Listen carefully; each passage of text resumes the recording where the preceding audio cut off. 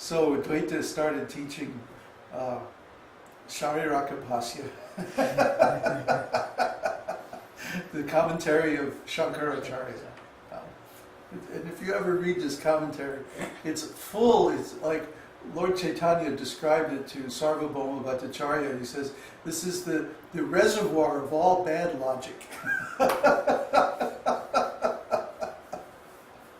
So anyway, Advaitacharya was teaching, and Lord Chaitanya heard about it. And he came to the Acharya's house in an angry mood. And he started beating him. Why are you teaching this nonsense? Whap, slap. Like this. And he was pounding on him. I mean, he was really beating him up. And everybody was going, no, no, no, you'll kill him. Stop it. He's an old man. No, no. And Lord Chaitanya, I mean, practically they had to pull him off of Advaitacharya, right? And then the moment that Lord Chaitanya stopped beating Advaitacharya started dancing. I'm the servant of Lord Chaitanya, the servant of Lord Chaitanya. And Lord Chaitanya was like, you tricked me. These are the sweet pastimes between the Lord and His servant. You see, so we should always be in this mood of servant. Somehow, even if the Lord puts us in a position where we become the so-called superior or authority or senior monk or something like that, we should always think that my position is of service. You know, and actually, the modern world is very good for keeping us humble like that.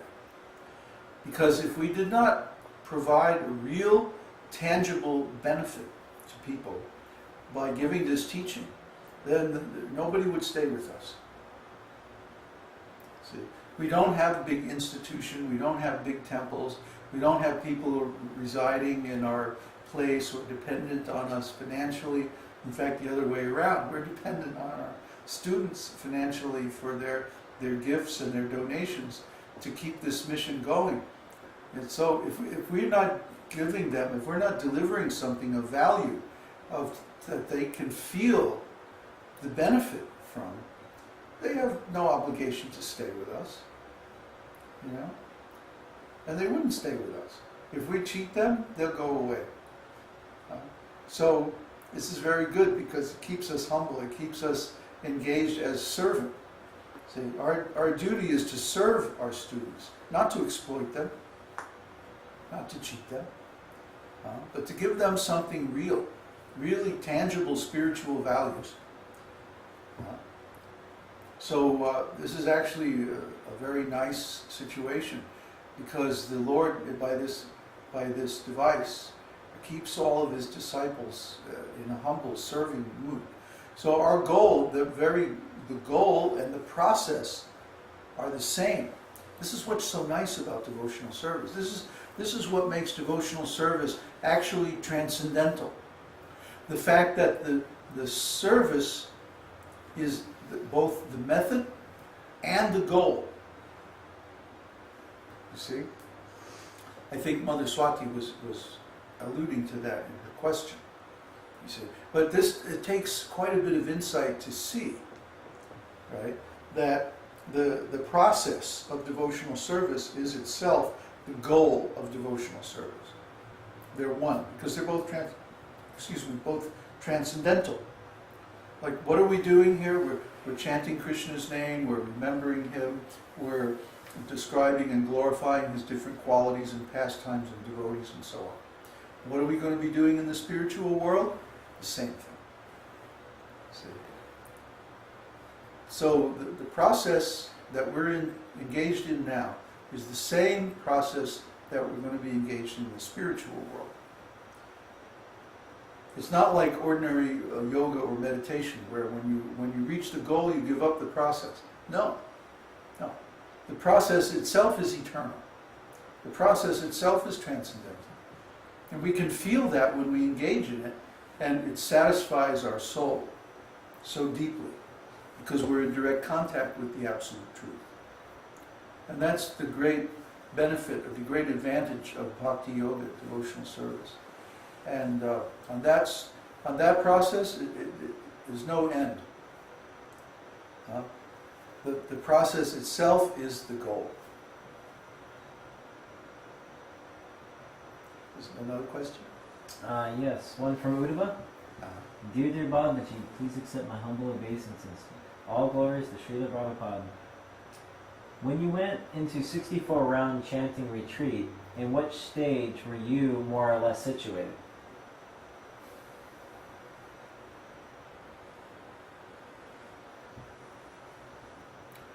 I had attained bhava in India in the early 80s. And I couldn't go any farther because I didn't have a compatible situation. You know, I was in ISKCON and so many things now. I think I had been steady. I had been nishta since the 70s, since the mid-70s or so. No falling down or breaking the regular principles. So,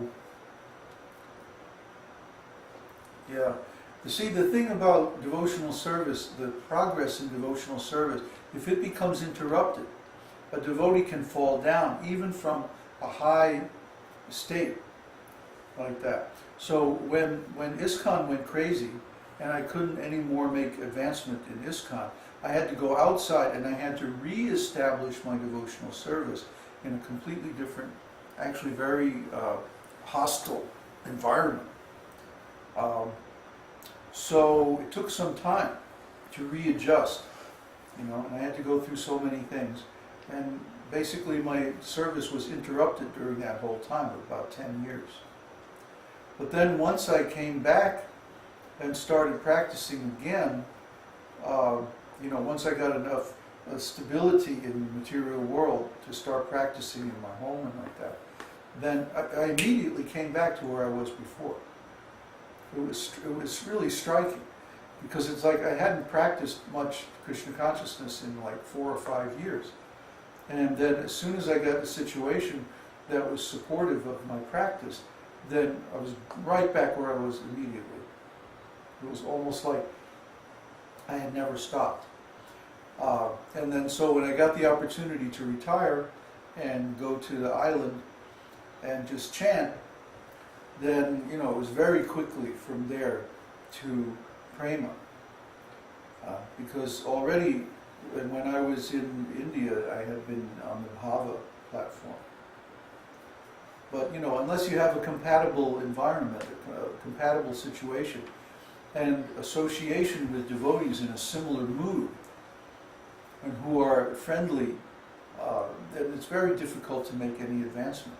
And basically, I had to disconnect from all the devotees because they were actively preventing me from following the, increasing the path of bhava.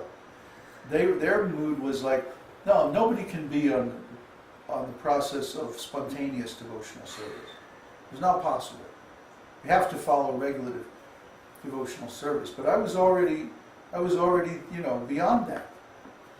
And I had to study Nectar of Devotion and similar books just to understand what was going on in my mind, in my heart.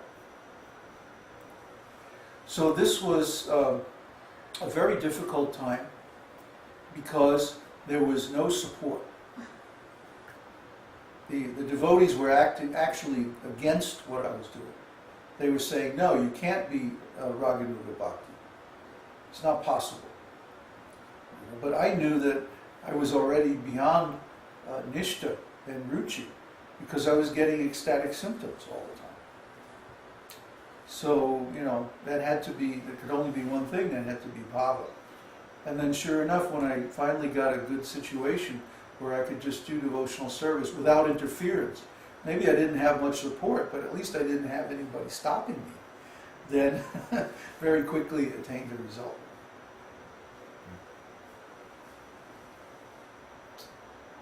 Okay, from Uddhava again, complimentary question. when you explain that very deep feelings arose while you were chanting retreat, do those feelings have any relationship with anarthas, something like deep anarthas? That's a very interesting question.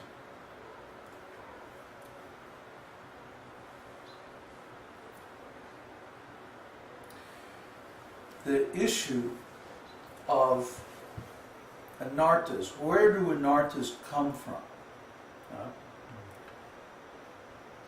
I would have to say, based on my experience, that the anarthas come from trying to replace Krishna. We try to replace Krishna with some mundane person.